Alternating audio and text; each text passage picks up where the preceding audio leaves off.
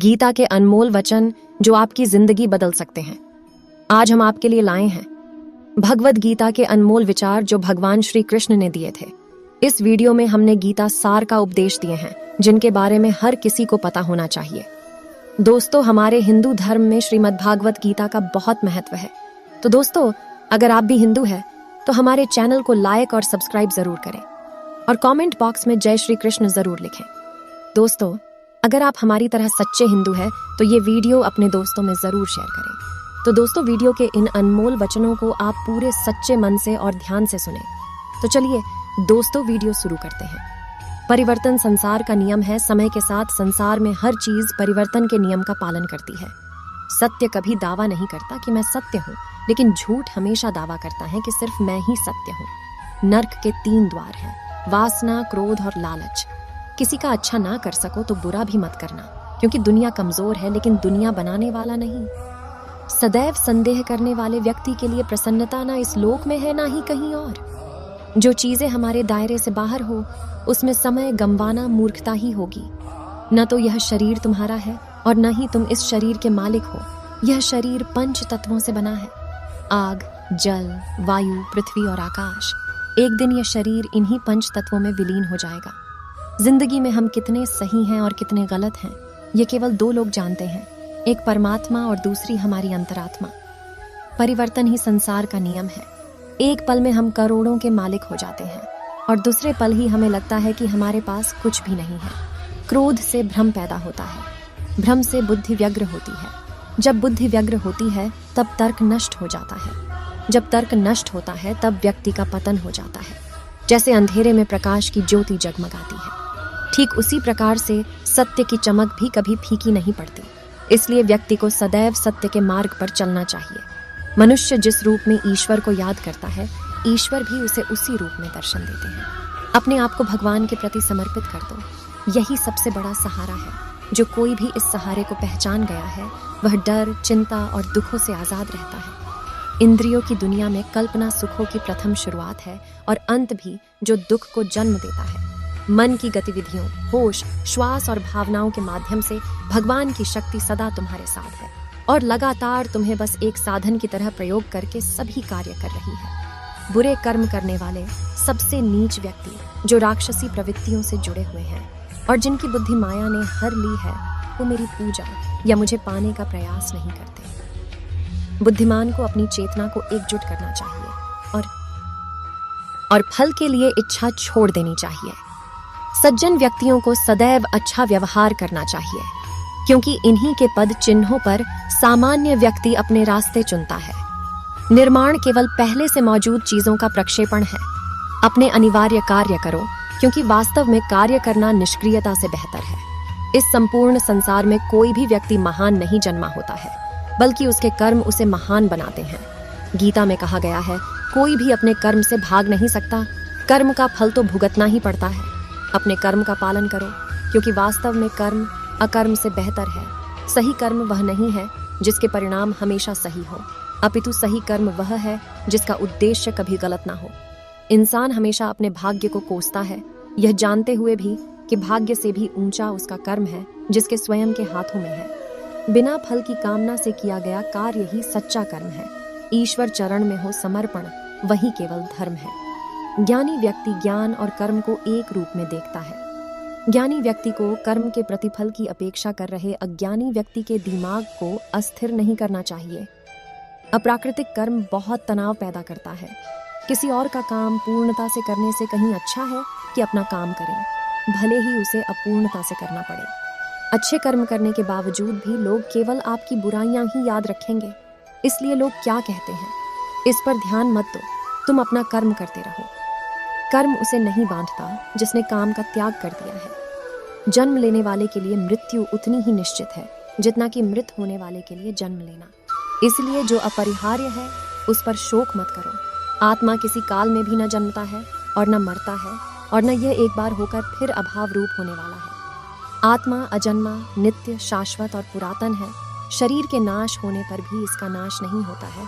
जैसे मनुष्य जीर्ण वस्त्रों को त्याग कर दूसरे नए वस्त्रों को धारण करता है, वैसे ही देही जीवात्मा पुराने शरीरों को त्याग कर दूसरे नए शरीरों को प्राप्त होता है। जो आत्मा को मारने वाला समझता है और जो इसको मरा समझता है, वे दोनों ही नहीं जानते हैं, क्योंकि यह आत्मा न मरता है और न मारा जाता है। वह जो मृत्यु के समय मुझे स्मरण करते हुए अपना शरीर त्यागता है, वह मेरे धाम को प्राप्त होता है। इसमें कोई संशय नहीं है। लोग आपके अपमान के बारे में हमेशा बात करेंगे। सम्मानित व्यक्ति के लिए अपमान मृत्यु से भी बदतर है। वह जो इस ज्ञान में विश्वास नहीं रखते, मुझे प्राप्त किए बिना जन्म और मृत्यु के चक्र का अनुगमन करते हैं। मैं ऊष्मा देता हूँ, मैं वर्षा करता हूँ और रोकता भी हूँ। मैं अमृतत्व भी हूँ और मृत्यु भी। व्यक्ति जो चाहे बन सकता है, यदि वह विश्वास के साथ इच्छित वस्तु पर लगातार चिंतन करे। जब वे अपने कार्य में आनंद खोज लेते हैं, तब वे पूर्णता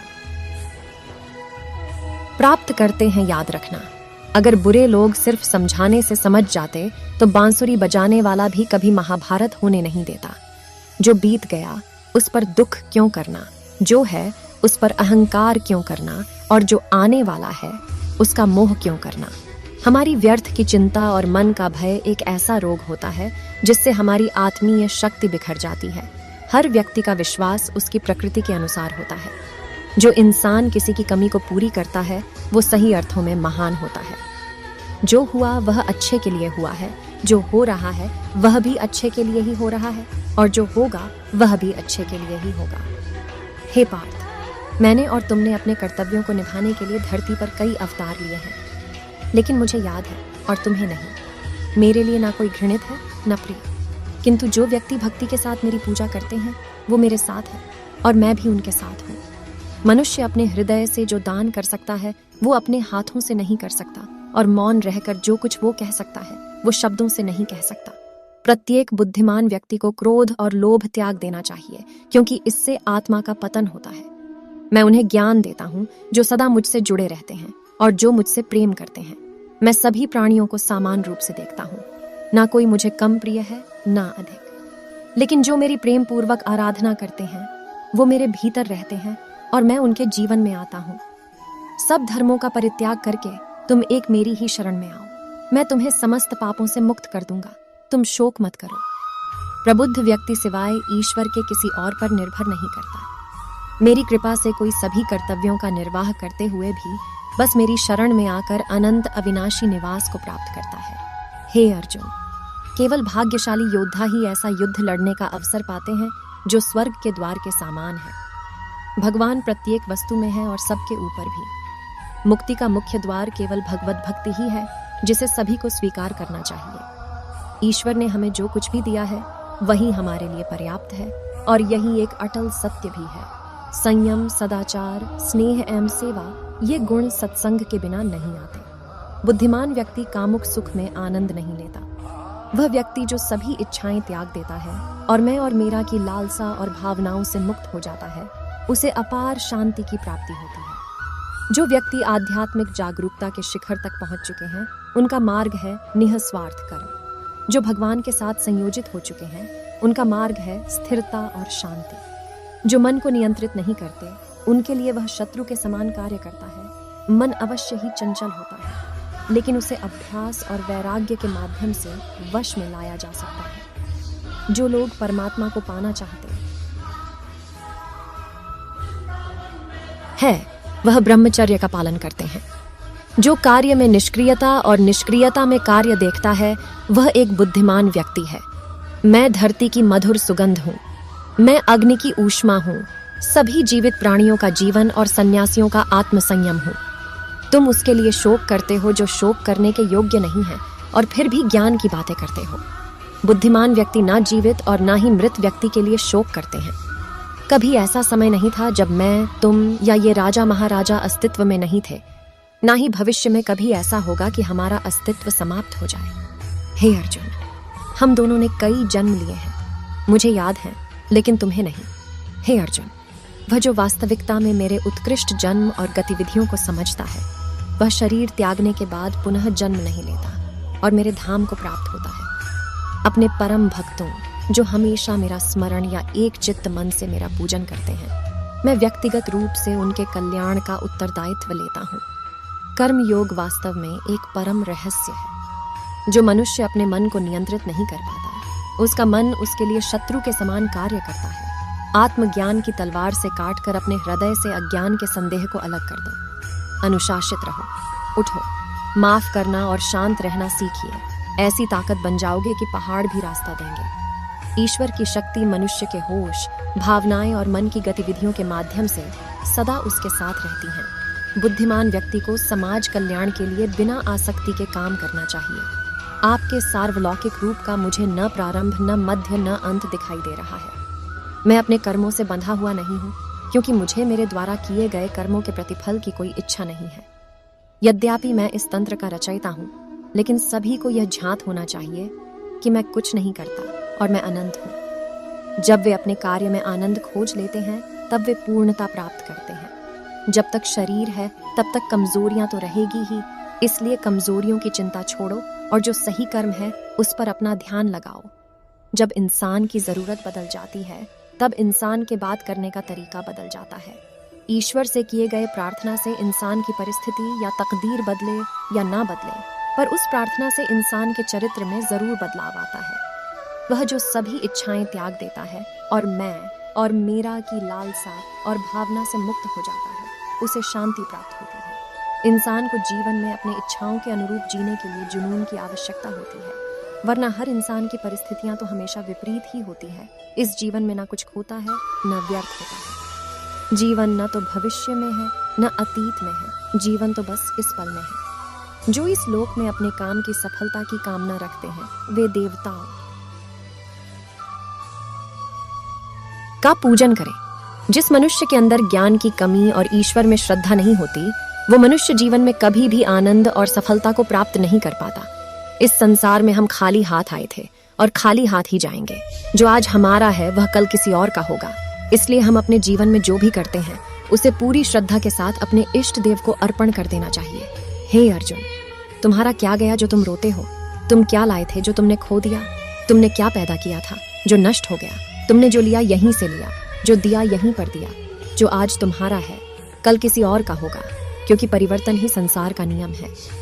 जो कोई भी जिस किसी भी देवता की पूजा विश्वास के साथ करने की इच्छा रखता है, मैं उसका विश्वास उसी देवता में दृढ़ कर देता हूँ।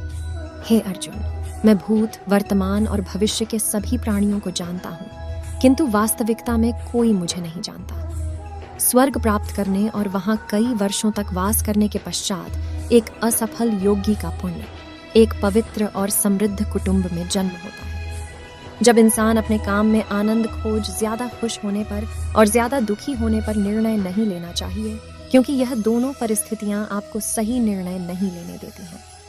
मनुष्य को जीवन की चुनौतियों से भागना नहीं चाहिए और न ही भाग्य और ईश्वर की इच्छा जैसे बहानों का प्रयोग करना चाहिए। उससे मत डरो। जो वास्तविक नहीं है, ना कभी था ना कभी होगा। जो वास्तविक है वो हमेशा था और उसे कभी नष्ट नहीं किया जा सकता। जो व्यवहार आपको दूसरों से पसंद ना हो, ऐसा व्यवहार आप दूसरों के साथ भी ना करें। केवल मन ही किसी का मित्र और शत्रु होता है। जिस मनुष्य के पास सब्र की ताकत है, उस मनुष्य की ताकत का कोई मुकाबला नहीं कर सकता। मैं सभी प्राणियों के हृदय में विद्यमान हूँ। मेरा, तेरा, छोटा बड़ा, अपना पराया मन से मिटा दो, फिर सब तुम्हारा है और तुम सबके हो।